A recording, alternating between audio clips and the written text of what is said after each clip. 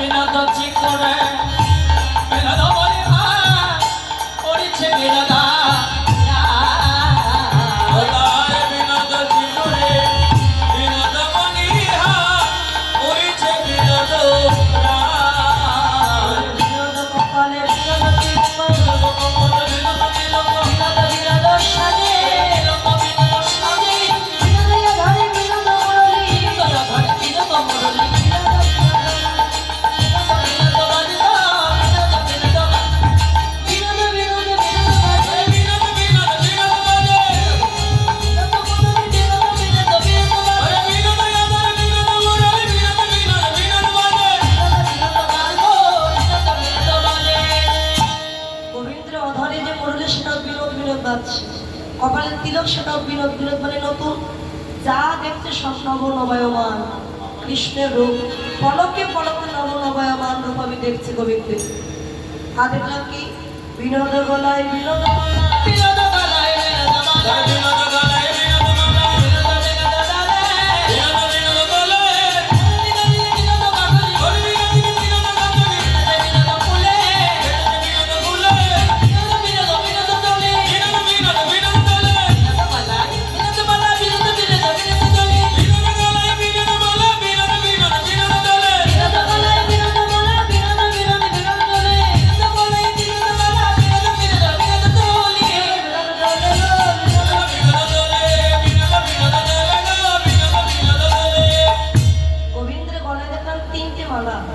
একটি হচ্ছে বৈজয়ন্তী মালা, একটি হচ্ছে আপির মালা, আর একটি হচ্ছে ওই যে আজরা লম্বিত মালা।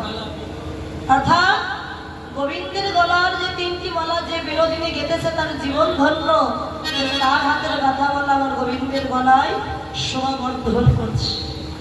আর দেখলাম কি বিনোদ কটিতে বিনোদ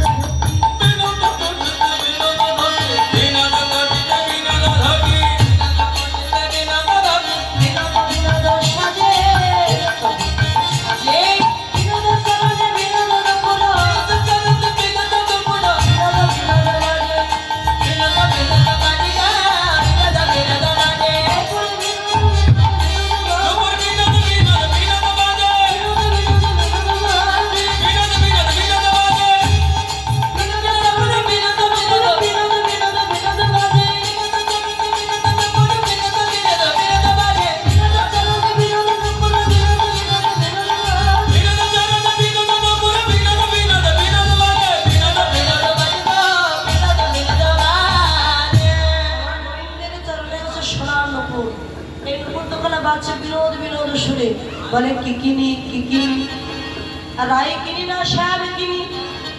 পদকর্তা বলে নুপুর তুমি যদি রায় কেনো শ্যাম এমনি পেয়ে যাবে, আর যদি শ্যাম কেনো শুধু শ্যাম পাবে আর কিছু পাবে। কেননা গোবিন্দ নিজেই বলেছেন কিশোরী দাস নাই কৃতবাস ইহাতে সন্দেহ যার কোটি কল্পকাল ভজন করিলে বিফল জনমতার। আমি হলাম রাধা চরণের দাস, রাধা হচ্ছে আমার গুরু আর আমি তার চরণের দাস মাত্র। যদি কেউ আমার চরণ ভজন করতে চায়, আমার আগে যদি আমার ভক্তের চরণ ধরতে পারে, শীঘ্রই সে আমার কৃপা লাভ করতে পারে। বলরে মন বলরে মন বলরে মন কৃষ্ণ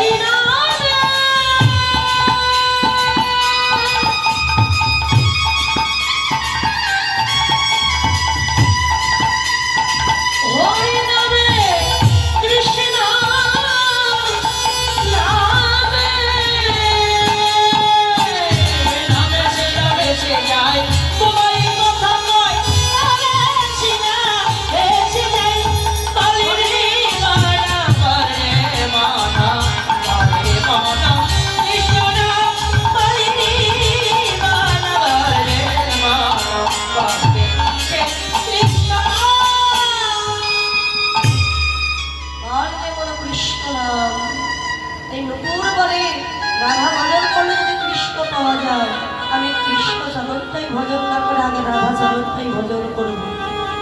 সখী আমার কৃষ্ণ রূপের বলি হারিয়ে যায়।